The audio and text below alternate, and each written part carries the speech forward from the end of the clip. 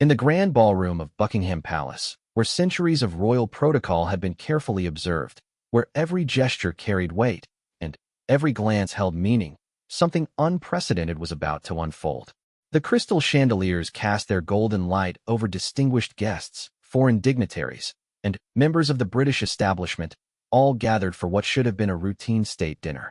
But, on this particular evening in late autumn, King Charles III would make a choice that would send shockwaves through the monarchy, challenge decades of carefully constructed relationships, and reveal truths that had been hidden beneath layers of royal propriety. In a single moment of human instinct overriding centuries of tradition, he would ignore his wife Camilla, the queen consort, and instead reach for the hand of his daughter-in-law, Catherine, Princess of Wales. What happened in those few seconds would be captured by cameras, witnessed by dozens of stunned onlookers, and analyzed by royal experts for years to come. But the real story behind that moment, the complex web of family dynamics, unspoken tensions, and hidden loyalties that led to this breach of protocol, had been building for months.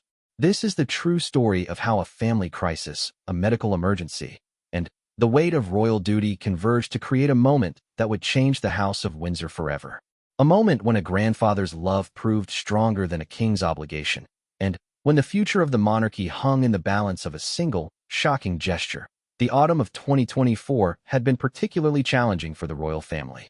King Charles III, still adjusting to his role after his mother's passing, found himself navigating not only the complexities of modern monarchy, but also the intricate dynamics of his blended family. The public saw carefully orchestrated appearances and diplomatic smiles, but behind palace walls, tensions simmered beneath the surface of royal propriety. Catherine, Princess of Wales, had been struggling with her recent cancer diagnosis and treatment. Though she had successfully completed her chemotherapy and was officially in remission, the emotional and physical toll had been immense. The woman who had once effortlessly balanced royal duties with motherhood now found herself questioning everything about her role and her future. Her usually radiant confidence had been replaced by a vulnerability that she tried desperately to hide from the public eye. William had been her constant support throughout the ordeal, but even he couldn't shield her from the mounting pressures. The media scrutiny had been relentless, with every public appearance analyzed for signs of her health status.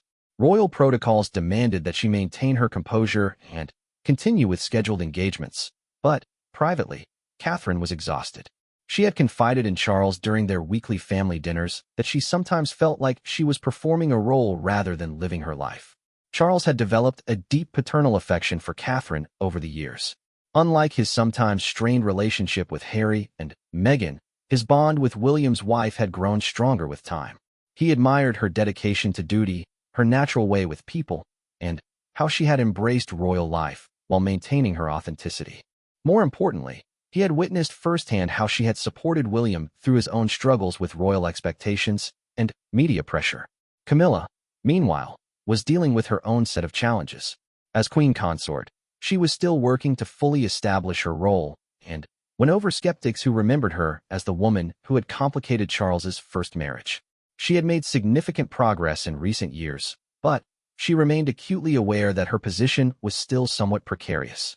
The public's affection for Catherine only highlighted the contrast between the beloved princess and the queen who had to work harder for acceptance. The tension between Camilla and Catherine wasn't openly discussed, but those close to the family could sense it. It wasn't personal animosity, but rather the natural friction between two strong women occupying different, but sometimes overlapping spaces in the royal hierarchy. Camilla had her established circle of friends and supporters, while Catherine represented the future of the monarchy. Charles found himself inadvertently caught between them, though he tried to remain diplomatically neutral. The state dinner in question had been planned months in advance to honor the visiting president of France and his wife. It was to be one of the grandest events of the autumn social season, with over 150 guests including cabinet ministers, business leaders, celebrities, and foreign diplomats. Every detail had been meticulously planned by the palace staff, from the menu featuring British and French delicacies to the entertainment by the Royal Philharmonic Orchestra. In the weeks leading up to the event, Catherine had been experiencing increased anxiety about her public appearances. The medication she was taking as a precautionary measure following her treatment sometimes made her feel dizzy or nauseous, and She worried about having an episode in front of such a distinguished gathering. She had privately asked Charles if she could be excused from the dinner, but he had gently encouraged her to attend, believing that her presence would be beneficial both for diplomatic relations and for her own confidence. William had been supportive of his father's reasoning, but he had also witnessed Catherine's struggles firsthand. He knew that beneath her polished exterior, his wife was fighting battles that the public couldn't see. The night before the dinner, Catherine had suffered a panic attack while trying on her gown. The weight of expectation, combined with her ongoing health concerns, had overwhelmed her. William had held her as she sobbed, feeling helpless in the face of the pressures that came with their positions. The morning of the state dinner brought unexpected complications. George, their eldest son, had woken up with a high fever and was clearly unwell. As parents, William and Catherine's first instinct was to stay home with their sick child, but as senior royals, they had obligations that couldn't easily be set aside. The French president's visit was diplomatically significant, and their absence would be noticed and questioned. Catherine had spent the morning torn between her maternal instincts and her royal duties. She had called Charles in distress, explaining the situation with George and her own lingering health concerns. Charles had listened with the understanding ear of both a grandfather and a father who had faced similar dilemmas throughout his own royal life. He assured her that whatever decision she made, he would support her completely. After consulting with William and their nanny, Catherine had ultimately decided to attend the dinner but to leave immediately after the formal proceedings. She arranged for the palace physician to check on George every hour and insisted that she be contacted immediately if his condition worsened. The compromise allowed her to fulfill her royal obligations while still being available for her son if needed. The afternoon preparation for the state dinner had been particularly stressful for Catherine. Her usual team of stylists and advisors had noticed her tension, but they maintained their professional demeanor while ensuring she looked flawless for the cameras. The sapphire tiara she wore had belonged to Princess Diana, a choice that was both beautiful and emotionally significant. As she looked at herself in the mirror before leaving for the palace, Catherine had felt a moment of connection with William's mother, wondering how Diana had managed the constant pressure and scrutiny. Charles had arrived at the palace early to review final arrangements and greet the French delegation. As king, he carried the weight of ensuring that every diplomatic detail was perfect, but as a father and grandfather, his thoughts kept returning to Catherine's struggles and George's illness. He had asked his private secretary to keep him informed of any updates about his grandson's condition throughout the evening. The French president and his wife had arrived precisely on schedule, and the initial reception had proceeded flawlessly. Charles had demonstrated his diplomatic skills, conversing fluently in French and making his guests feel genuinely welcome. Camilla had been at her charming best, engaging with the visiting dignitaries and other guests with the grace that had gradually won over skeptics during her years as queen consort. When William and Catherine arrived, the assembled guests had turned to watch their entrance. Catherine looked stunning, her composure giving no hint of the morning's stress or her ongoing concerns about George.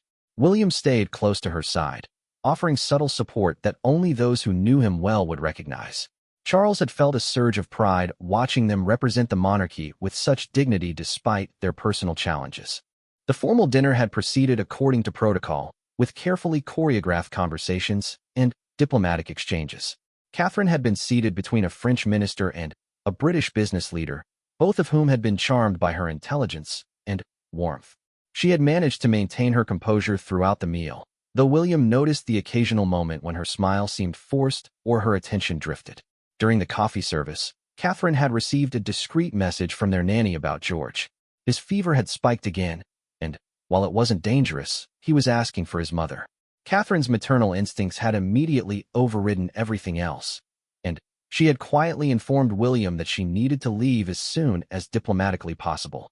It was at this moment, as Catherine was preparing to make her excuses and depart, that the incident occurred. Charles had been making his way through the room, thanking guests and ensuring everyone was enjoying themselves, when he noticed Catherine's distressed expression.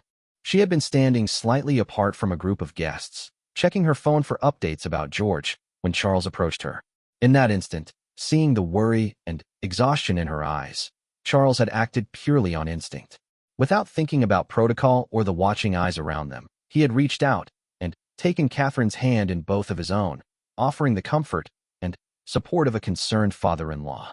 The gesture was tender, protective, and completely natural, and it completely ignored Camilla, who had been standing nearby engaged in conversation with other guests. The silence that followed was immediate and profound. Conversations stopped mid-sentence as guests realized they were witnessing something unprecedented. In the rigid hierarchy of royal protocol, the king's attention and physical gestures were carefully regulated, and this spontaneous display of affection toward his daughter-in-law, while appearing to overlook his own wife, was shocking to everyone present. Camilla's face had frozen in a polite smile, but those close to her could see the flash of surprise and hurt in her eyes. She had been in mid-conversation with the French president's wife when Charles's gesture had drawn everyone's attention away from her. The slight was unintentional but unmistakable, and in the world of royal protocol, such moments were never forgotten. The seconds that followed Charles's spontaneous gesture felt like hours to everyone in the room. The French president's wife, trained in diplomatic discretion, continued her conversation with Camilla as if nothing had happened, but her eyes betrayed her awareness of the unprecedented breach of protocol. Other guests exchanged subtle glances, unsure whether they should pretend they hadn't witnessed what appeared to be a significant moment in royal family dynamics. Catherine herself had been taken aback by Charles's gesture. While she appreciated his concern and support, she immediately understood the implications of what had just occurred. Her first instinct was to gently withdraw her hand and deflect attention back to the other guests. But Charles held on for a moment longer, quietly asking if she was all right and if there was anything he could do to help with George's situation. William had witnessed the entire exchange from across the room, where he had been speaking with British cabinet ministers. He saw his father's genuine concern for Catherine, but he also noticed Camilla's reaction and the ripple of attention throughout the gathered dignitaries. As someone who had grown up understanding royal protocol, he immediately grasped the significance of what had just happened and began making his way toward his wife and father. The palace photographer, who had been discreetly documenting the evening for official records, had captured the moment. In the photograph, Charles's paternal care was evident as he held Catherine's hands, his expression showing genuine concern and affection. Catherine's face reflected both gratitude and surprise, while in the background, Camilla could be seen with her diplomatic smile firmly in place, though her body language suggested tension. Charles himself seemed to realize the weight of his action only after it was too late to undo it. As a man who had spent decades learning to balance personal feelings with public duty, he rarely allowed himself such spontaneous displays of emotion in formal settings. But his concern for Catherine, combined with his role as a grandfather worried about his sick grandson, had overridden years of trained caution. The remaining hour of the state dinner proceeded with heightened awareness among the guests. Conversations continued, but there was an underlying current of excitement about what they had witnessed. Several of the more socially connected guests were already mentally composing the stories they would share with friends about the evening they saw King Charles break protocol in such a dramatic fashion. Camilla had recovered her composure quickly, drawing on years of experience managing difficult social situations. She continued her duties as hostess with grace, but those who knew her well could detect a slight stiffness in her manner for the remainder of the evening. She avoided looking directly at Charles and Catherine for the rest of the dinner, focusing instead on ensuring their international guests felt properly welcomed.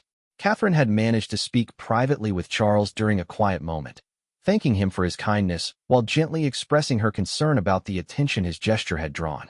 Charles had apologized if he had made her uncomfortable, but he didn't regret showing his support when she clearly needed it. He had lived through enough family crises to know that sometimes human compassion had to take precedence over protocol. When the formal dinner finally concluded, Catherine was able to make her exit to return home to George. William accompanied her, and Charles insisted that they take one of the royal cars with a security detail rather than driving themselves. As they left, Charles squeezed Catherine's hand once more, quietly telling her to call if there was anything the family could do to help with George's recovery. The drive back to Adelaide Cottage was filled with discussion between William and Catherine about what had happened. Catherine felt guilty that she might have caused problems for Charles or created tension with Camilla. William reassured her that his father had acted out of genuine care and that she shouldn't feel responsible for the consequences of his choice to show that care publicly. Back at the palace, the evening wound down with the departure of the French delegation and other guests. Charles and Camilla performed their final duties as hosts, seeing off their international visitors with appropriate ceremony. However, the atmosphere between them was noticeably cooler than usual. Camilla's years of experience with royal life had taught her to maintain appearances, but she was clearly hurt by what had happened. After the last guest had departed, Charles and Camilla found themselves alone in their private apartments. The conversation that followed was tense and emotional, though conducted with the restraint that characterized their relationship. Camilla didn't accuse Charles of intentionally slighting her, but she expressed her hurt and confusion about his actions. She pointed out that as queen consort, such public displays of preference for other family members undermined her position and authority. Charles tried to explain that his gesture had been purely instinctive, driven by his concern for Catherine's well-being and worry about his grandson. He emphasized that he hadn't intended to slight Camilla or diminish her role in any way. However, he also made it clear that he wouldn't apologize for showing support to a family member who was clearly struggling, regardless of the protocol implications. The argument revealed deeper tensions that had been building for months. Camilla felt that Charles sometimes took her loyalty and support for granted while showing more obvious affection to other family members. Charles, meanwhile, felt that Camilla sometimes expected him to prioritize her feelings over his instincts as a father and grandfather. Both had valid points, but neither was entirely willing to concede to the other's perspective. The next morning brought a new set of challenges as the palace communications team dealt with media inquiries about the previous evening.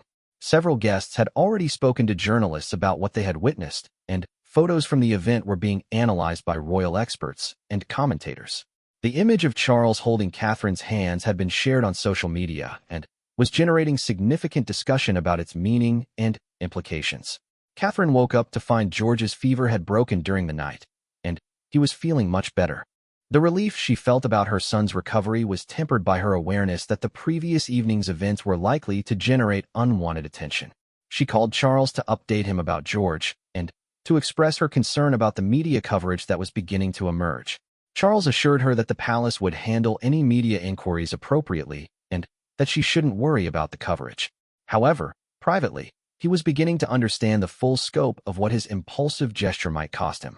His relationship with Camilla was strained. The palace staff were scrambling to manage the narrative, and royal commentators were already speculating about deeper problems within the family. William spent the morning consulting with his own communications team about how to address the situation.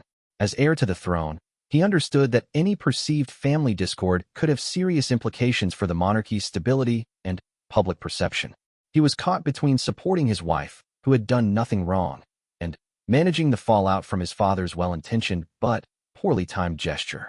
The palace's initial response to media inquiries was carefully neutral, describing the state dinner as a successful diplomatic event and declining to comment on specific interactions between family members. However, this approach only fueled more speculation about what the gesture had meant and whether it indicated broader problems within the royal family. Royal biographers and commentators began offering their interpretations of the event, with some suggesting it demonstrated Charles's close relationship with Catherine, while others argued it showed his insensitivity to Camilla's position.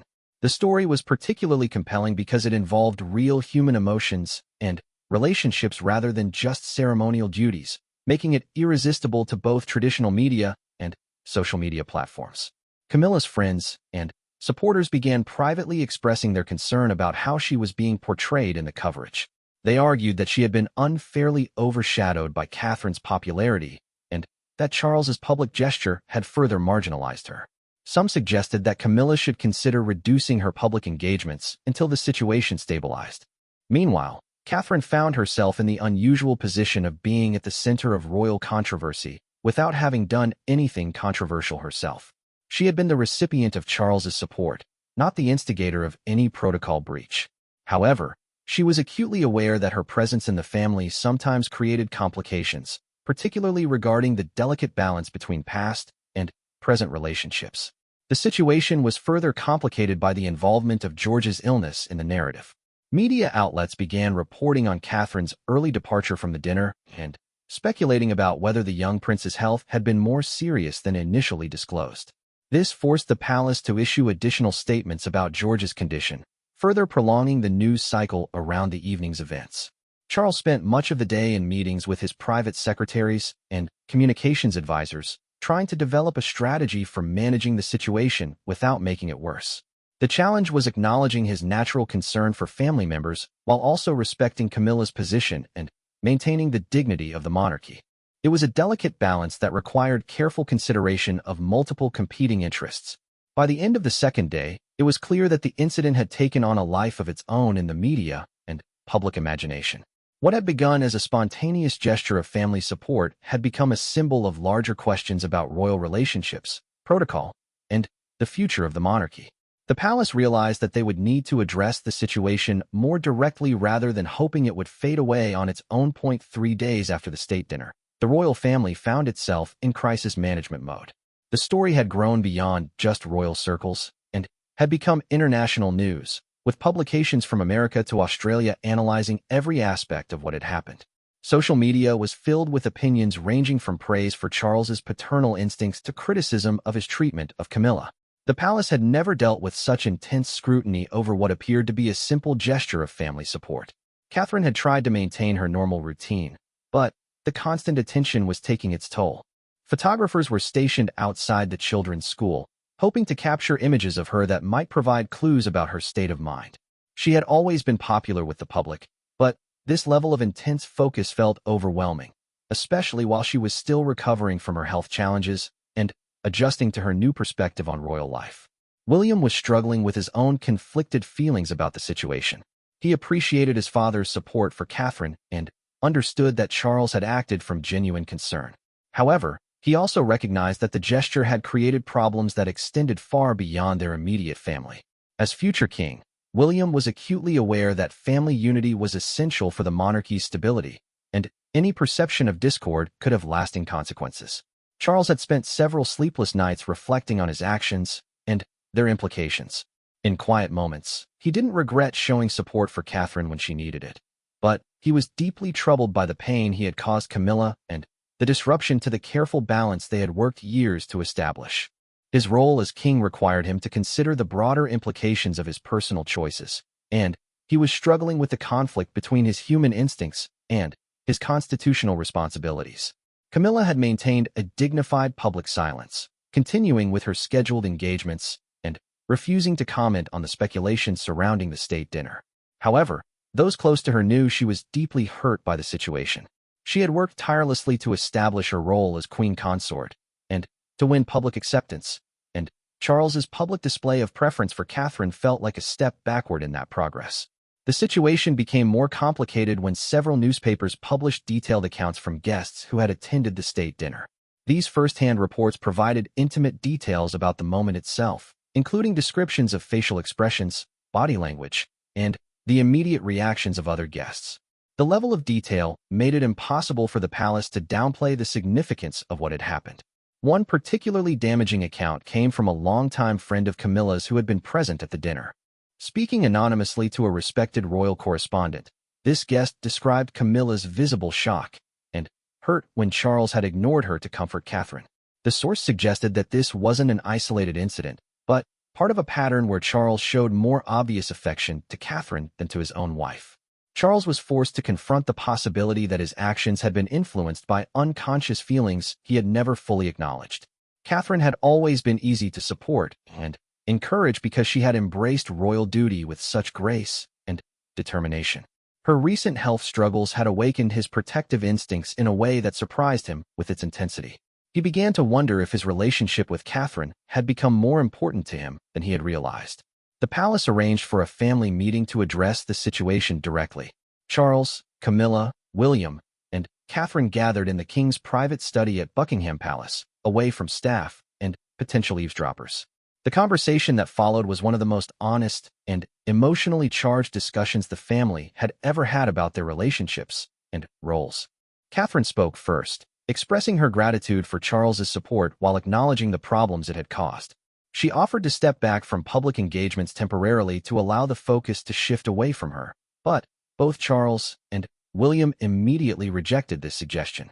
They argued that Catherine had done nothing wrong and that asking her to withdraw would only fuel more speculation about family tensions.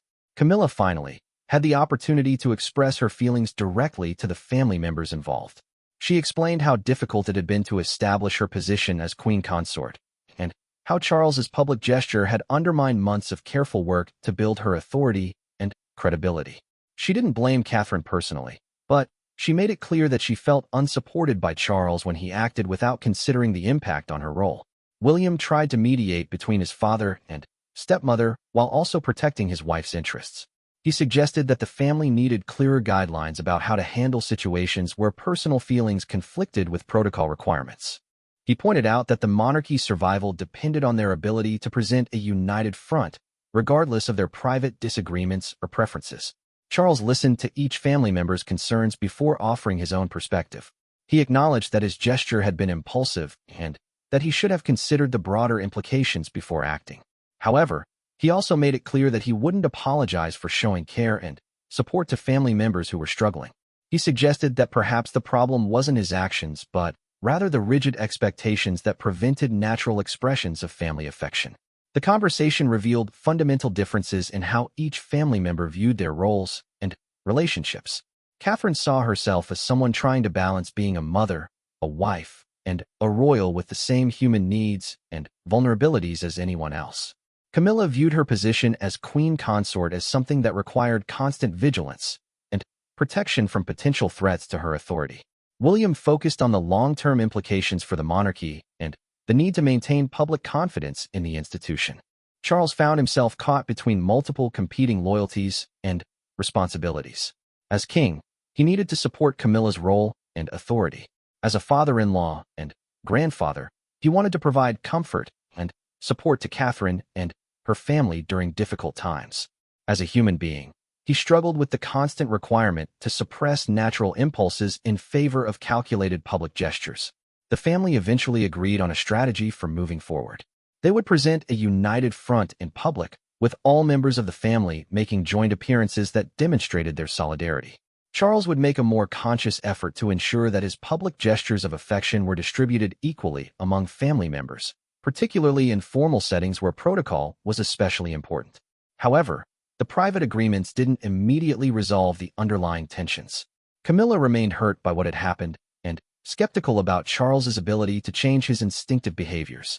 Catherine felt guilty about being the cause of family conflict and worried that her presence was creating more problems than her contributions were worth.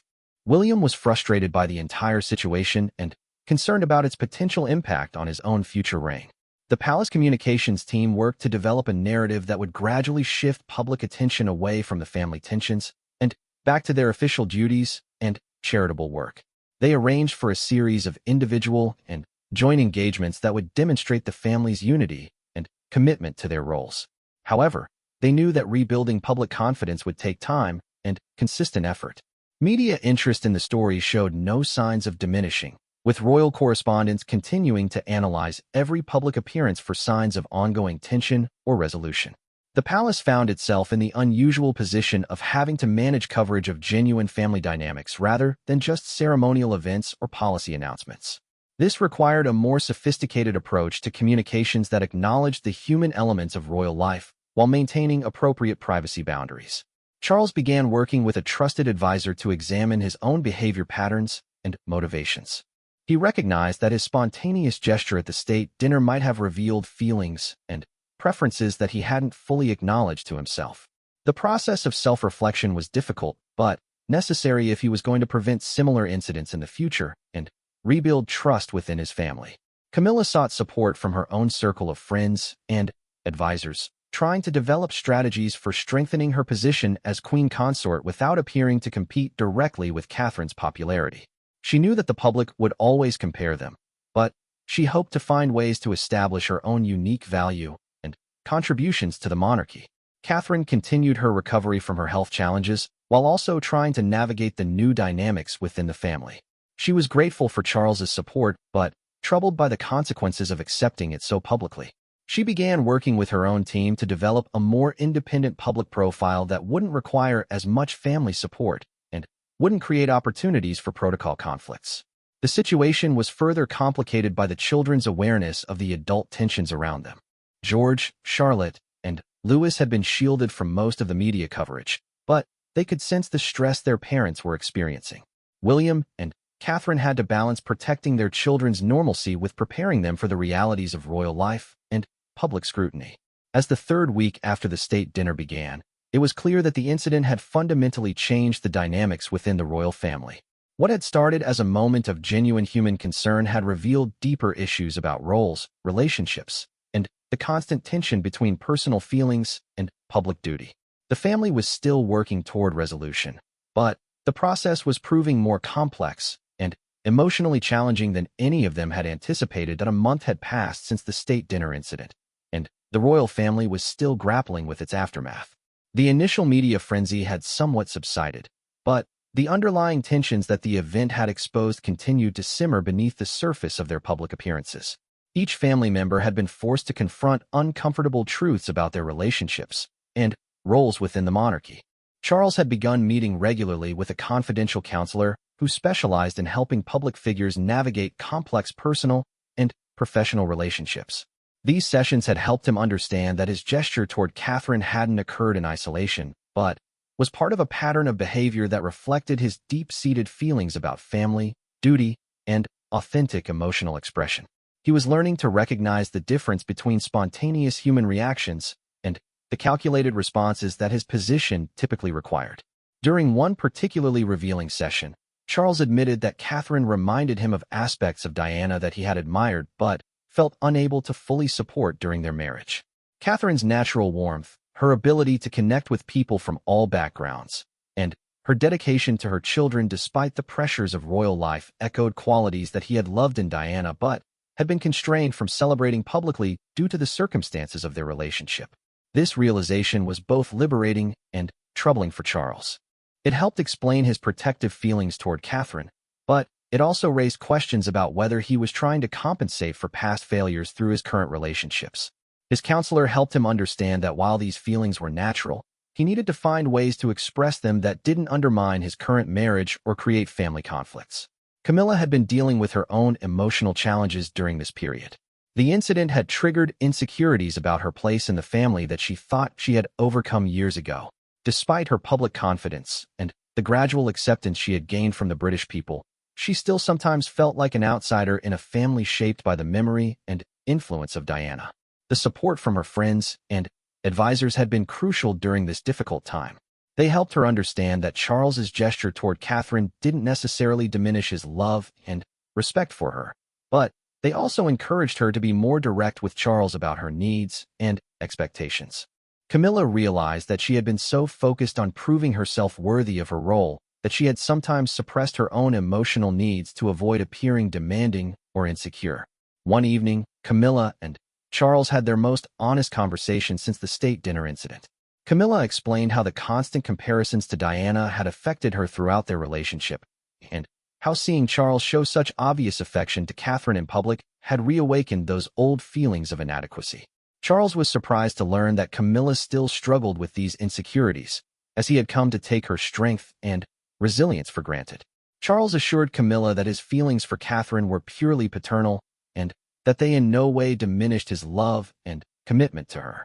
However, he also acknowledged that he had been insensitive to how his actions might affect her and that he needed to be more aware of the public perception of his relationships with different family members. This conversation marked a turning point in their ability to address their relationship challenges directly rather than hoping they would resolve themselves over time. Catherine had been using the time to reflect on her own role within the family and the monarchy. Her health scare had already prompted her to reevaluate her priorities and approach to royal duty, and the aftermath of the state dinner had accelerated this process. She had begun working with a small team of trusted advisors to develop a more sustainable way of balancing her personal needs with her public responsibilities. One of Catherine's key insights during this period was that she had been trying too hard to be perfect in her royal role, sometimes at the expense of her own well-being and authentic self-expression. Her cancer diagnosis had taught her that life was too precious to spend constantly performing for others, and the family tensions following the state dinner had reinforced this lesson. She began exploring ways to be more genuine in her public appearances while still maintaining the dignity and grace that her position required. Catherine also reached out to Camilla directly for a private conversation about their relationship. This meeting, which took place over tea at Clarence's house, was awkward at first but ultimately productive. Catherine expressed her appreciation for Camilla's support over the years and her regret that the state dinner incident had caused tension between them. Camilla, in turn, shared some of her own experiences with royal life and offered Catherine advice about managing the constant scrutiny and pressure. During their conversation, both women realized that they had more in common than they had previously acknowledged. Both had married into the royal family as adults and had to learn its complex rules and expectations. Both had faced significant media scrutiny and public criticism. Both were trying to balance their roles as wives and public figures while maintaining their individual identities and relationships with their own families. William had been working behind the scenes to rebuild family unity while also preparing for his own future role as king. The incident had taught him valuable lessons about the importance of clear communication within the family and the need for established protocols for handling personal crises in public settings. He had begun developing plans for how his own household would operate when he eventually became king, incorporating lessons learned from his father's challenges. William also took on more of a mediating role between his father and stepmother, helping them understand each other's perspectives and find common ground. His position as heir to the throne gave him a unique perspective on the pressures they both faced, and his loyalty to both Catherine and the monarchy helped him serve as an effective bridge between competing interests. The children had provided some unexpected wisdom during this difficult period. George, despite his young age, had noticed the tension among the adults and had asked his parents why everyone seemed worried. William and Catherine's explanation about family disagreements and the importance of working through problems together had reminded them both of the fundamental values that should guide their relationships. As the family worked through their issues privately, they also had to manage their public responsibilities and maintain the appearance of unity that the monarchy required. This meant attending joint events, supporting each other's initiatives, and presenting a coordinated message about their shared commitment to serving the British people. One particularly significant event was a joint appearance at a children's charity gala where Charles, Camilla, William, and Catherine all participated together. The planning for this event required careful coordination to ensure that each family member had appropriate roles and that no one was overshadowed or marginalized. The success of this appearance helped demonstrate that they could work together effectively despite their personal challenges. The charity gala also provided an opportunity for the family to show their genuine affection and respect for each other in a more natural setting. Charles made a point of publicly acknowledging both Camilla's and Catherine's contributions to the event, while Camilla and Catherine were seen having animated conversations and sharing laughter throughout the evening. These moments helped counteract some of the narrative about family tensions while allowing them to rebuild their relationships organically. Behind the scenes, the palace staff had been working to develop better protocols for handling future situations where family members might need support during public events. They created discreet communication systems and established clearer guidelines about when personal considerations could override formal protocol. These changes were designed to prevent future incidents while still allowing for authentic human moments when they were appropriate. The media coverage of the family's joint appearances was generally positive, with most commentators noting the apparent resolution of whatever tensions had existed after the state dinner. However, royal correspondents continued to watch for signs of ongoing issues and to analyze the family dynamics in their coverage of subsequent events. Charles had also begun implementing some of the insights from his counseling sessions into his approach to royal duties. He was more conscious of ensuring that his public gestures of affection were distributed equitably among family members, but he also refused to completely suppress his natural instincts when family members genuinely needed support. Finding this balance was an ongoing process that required constant awareness and adjustment. The experience had taught all family members valuable lessons about the complexity of their relationships and the importance of honest communication. They realized that the pressures of royal life could either drive them apart or bring them closer together, depending on how they chose to handle the challenges they faced. By the end of the first month, the royal family had made significant progress in addressing the issues that the state dinner incident had revealed. While not all tensions had been completely resolved, they had established better ways of communicating with each other and had developed a deeper understanding of each other's perspectives and challenges. The incident had ultimately strengthened their relationships, though the process of getting to that point had been difficult and sometimes painful for everyone involved. 6 months after the state dinner that had shocked the royal establishment, the House of Windsor had emerged stronger and more unified than anyone could have predicted. What had initially appeared to be a devastating breach of protocol had ultimately become the catalyst for a deeper understanding of family dynamics and a more authentic approach to royal relationships. The transformation hadn't happened overnight. It had required months of difficult conversations, professional guidance, and a willingness from all family members to examine their own behavior and assumptions. Charles had continued his counseling sessions, which had helped him develop better strategies for managing the competing demands of his role as king and his instincts as a father and grandfather. One of the most significant changes was in Charles's approach to public appearances. He had learned to be more mindful of the symbolic weight of his gestures while still maintaining the warmth and authenticity that made him an effective monarch. He had developed subtle ways of showing support for family members that didn't create protocol issues or undermine anyone's position within the royal hierarchy. Charles had also made a conscious effort to include Camilla more prominently in family moments and to publicly acknowledge her role and contributions. This wasn't performative, but rather reflected his genuine appreciation for her support and his recognition of how his previous behavior had sometimes taken that support for granted. Their relationship had actually grown stronger through the process of addressing these issues directly. Camilla had found her own voice and confidence in a way that surprised even her closest supporters. The crisis had forced her to articulate her needs and concerns more clearly, and she had discovered that she was stronger and more resilient than she had given herself credit for. She had also developed a better understanding of Catherine's challenges and had become an unexpected source of support and advice for the younger woman. The relationship between Camilla and Catherine had evolved into something approaching a genuine friendship. Their shared experiences of marrying into the royal family and dealing with intense public scrutiny had given them common ground that transcended their different generations and backgrounds. They had begun collaborating on charitable projects and often appeared together at events, their easy rapport helping to dispel any lingering speculation about family tensions. Catherine had emerged from the entire experience with a clearer sense of her own identity and role within the monarchy. Her health challenges had already begun this process of self-discovery, but the family crisis had accelerated her growth into a more confident and authentic public figure. She had stopped trying to be perfect and had begun allowing more of her genuine personality to show in her public appearances. The change in Catherine was particularly evident in her interactions with the public. She had always been natural and warm with people, but there was now a depth and authenticity to her engagement that came from having faced significant personal challenges and emerged stronger. Her speeches had become more personal and meaningful, and her charity work reflected a clearer sense of purpose and passion. William had proven himself to be an effective mediator and future leader during the family crisis.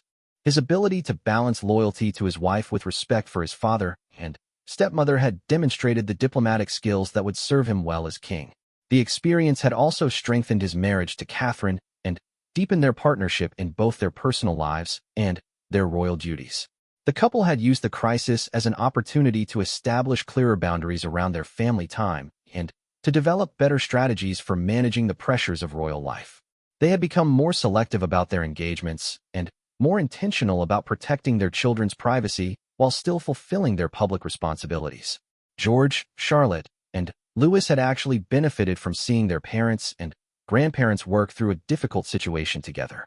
The children had learned valuable lessons about family loyalty, forgiveness, and the importance of honest communication. They had also seen that even adults make mistakes, and that the most important thing is how people respond to those mistakes and work to make things better. The broader royal institution had also learned important lessons from the incident. The palace staff had developed better protocols for managing family crises and had established clearer guidelines about when human considerations should take precedence over rigid protocol. They had also improved their communication strategies for handling media coverage of personal family matters. The incident had ultimately humanized the royal family in a way that increased rather than decreased public support for the monarchy. People had seen that even the royals faced family challenges and relationship issues, but they had also witnessed the family's commitment to working through those challenges together. This authenticity had made them more relatable and sympathetic to the public. Media coverage of the royal family had also evolved during this period. Royal correspondents had begun focusing more on the substance of the family's work and less on speculation about personal relationships.